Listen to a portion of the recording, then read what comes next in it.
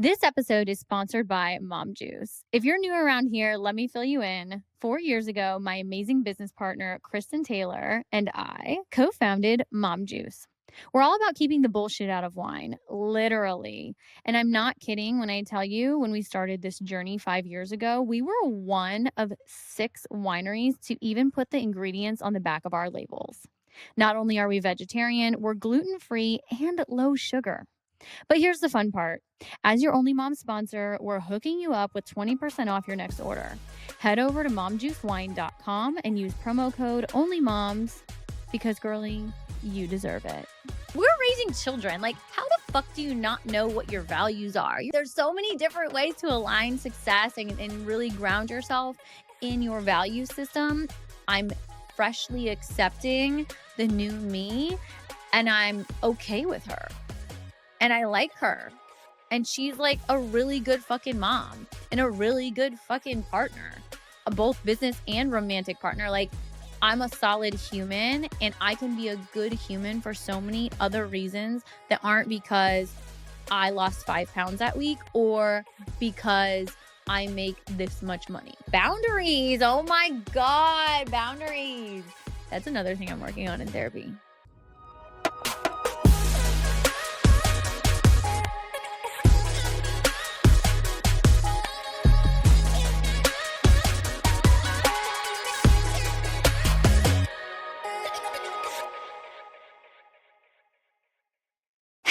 Hello, and welcome to one of my first solo episodes, honestly, in a really long time.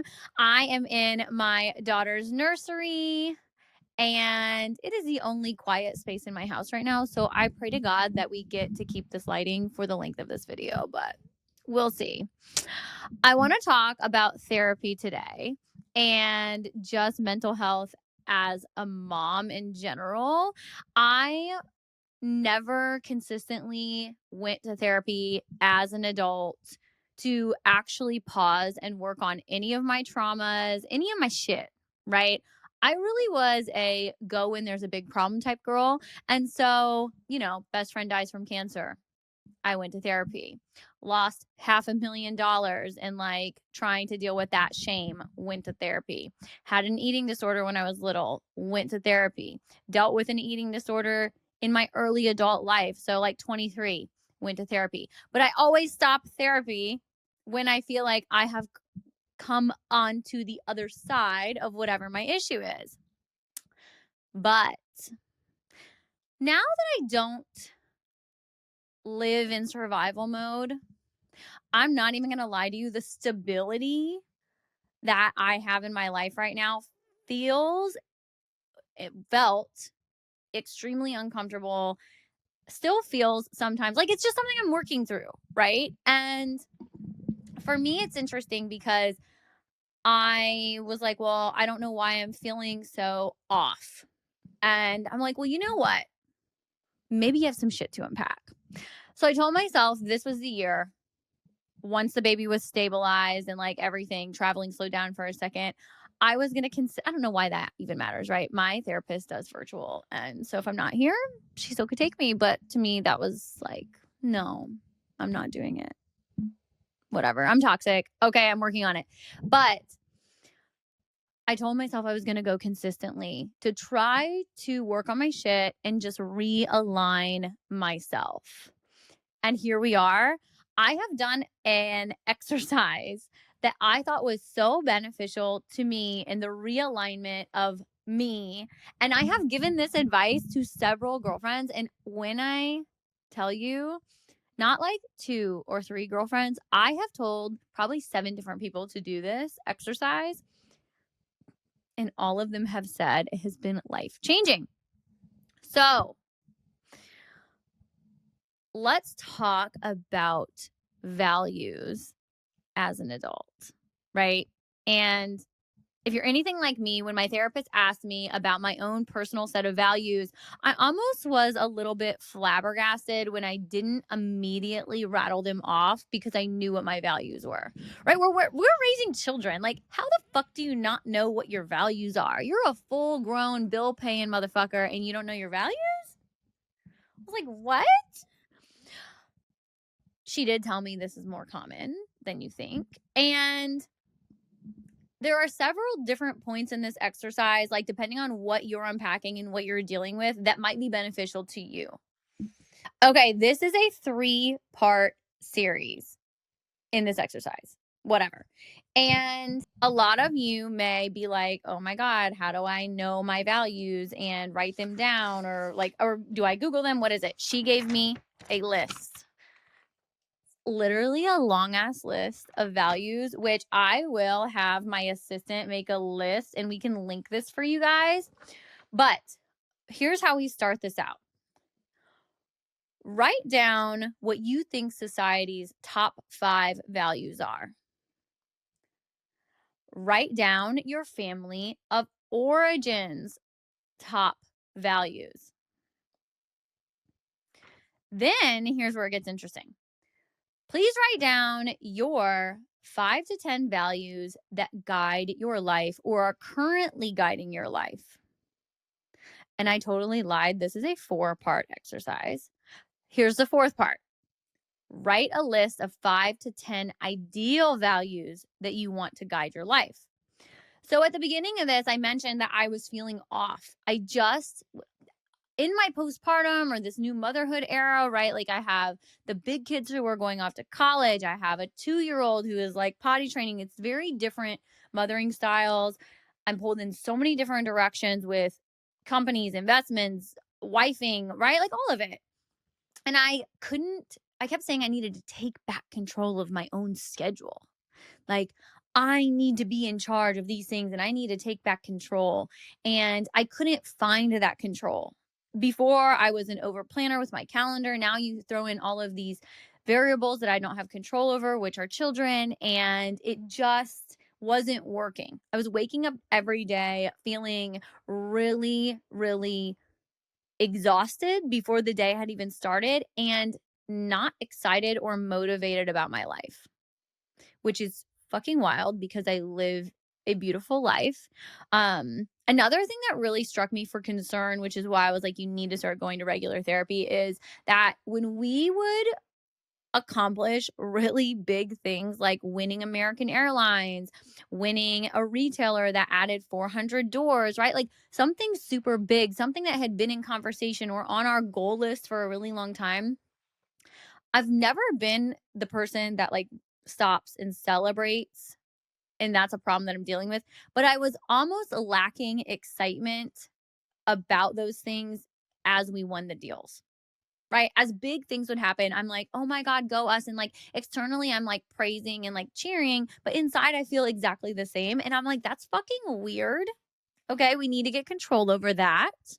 So here we are. And I'm going to walk you through my values in my little exercise. And maybe I won't tell them all to you, and how in each different part of this exercise has helped me. I've got my little notebook. I'm a therapy nerd now. It is what it is. I did this a little out of order. I did the values that are currently guiding me. Then I did my ideal values. Then I did my family of origin. Then I did society. So what's interesting to me, and if you don't know, I am half Vietnamese, half Irish. My mom is whiter than white, and my dad is Asian. And so weirdly enough, and I know this happens a lot in the Asian culture, but like you are raised with so much of your self-worth tied to how you look or your achievements academically. And so that really brings a lot of shame when you are navigating life and you don't hit exactly on the bullseye where your parents want you to hit, and you hit over here on this target, and maybe it's a fucking bullseye, but you are still battling this internal thing because we hear our parents' voices over and over, even when we think they are our own. Okay. So weirdly enough, my mom is very similar to how she raised us, with everything tied to a financial number, how we look, and an achievement. So yeah, all of my family of origin, it's like pride, success, job security, financial stability, career, beauty, and achievement. And that's literally it, which is wild to me as a mom to look back on this and see it. And I also get my mom was doing her damn best, but woo, society. A lot of, I think, my family of origin values kind of trickled in and bled over to what I thought societal values are, right? Um, I do think like some other things like society puts a lot of pressure on parenting and whatnot, but like very small lists for me and very similar alignment there. Now you go to the values that are currently guiding you. And what's interesting is that why I felt so much friction is because I was telling myself mentally I needed to do these things, but my values and who I was, like my body was almost rejecting this because I don't have the same set of values as I used to have. And if they were right or if they were wrong, it doesn't matter. They're just no longer the same, right? And so, like, why do I have to tie so much of my self worth to achievement?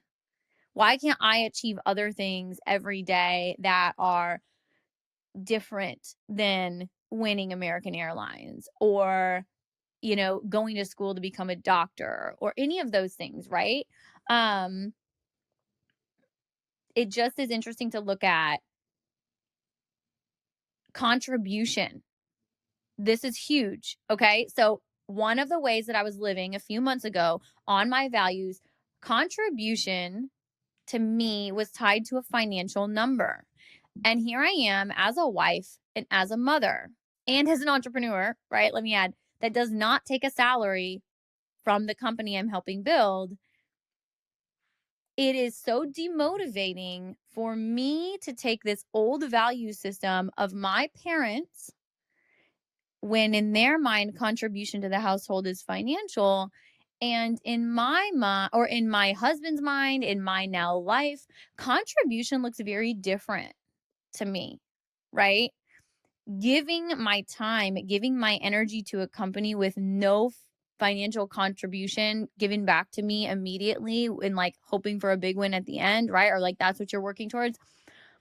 I have to romanticize things and I have to find different things every day that help me align and help me win because I'm not getting a financial gain, which means if I'm not bringing in money from something that takes up probably 75% to 85% of my daily tasks in the workforce in like my 40 to 50 hours a week that I work, probably 50 hours a week, then I need to realign myself because I am beating myself up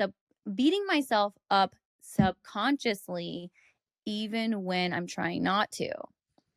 So, what does that look like when I say contribution now? It doesn't mean that it's not still a value, but when I'm contributing, I can contribute as a mother and contribute as a wife and contribute as a business partner in ways and I can redefine what the win is there. So I do have now a little win book that I write down. Some people call it a gratitude book.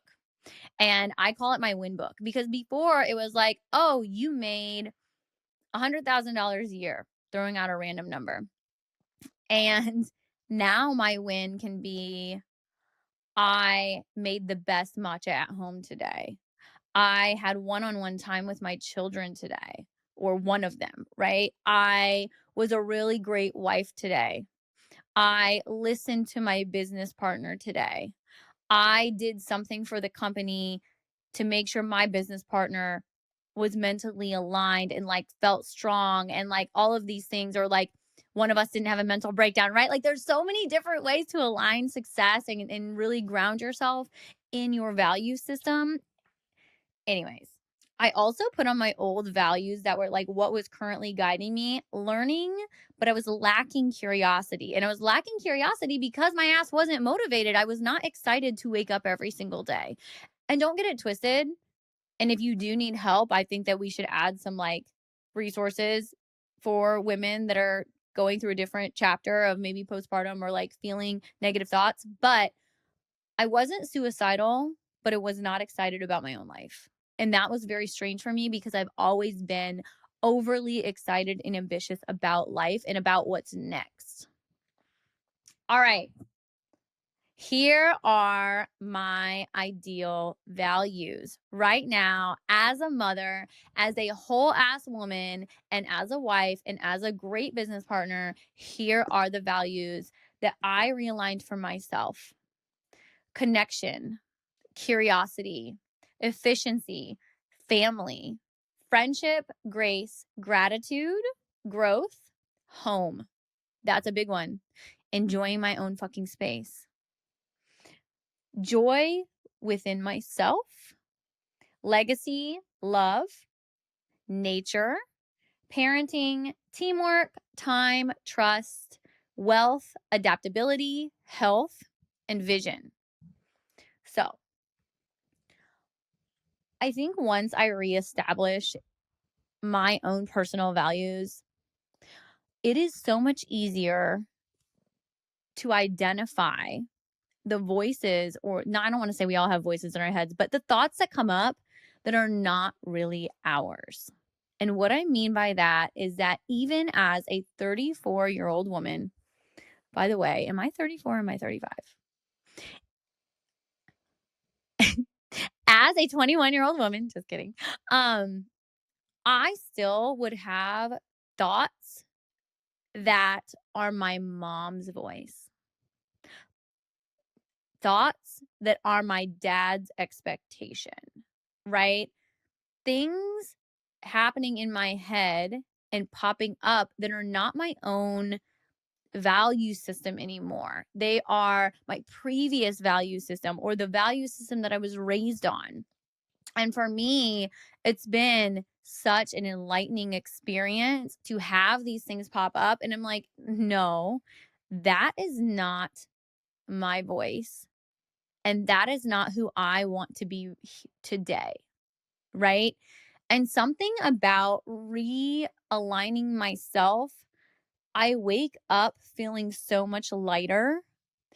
And it really has been a huge deal in my life. So I really encourage anyone and everyone who feels a little unaligned right now to go through a value exercise and try to understand if this is something that maybe you have just changed. You've had a life change. You're married now, you have children now, you have anything, a new job. Like, it doesn't have to take you feeling so unaligned to do this exercise.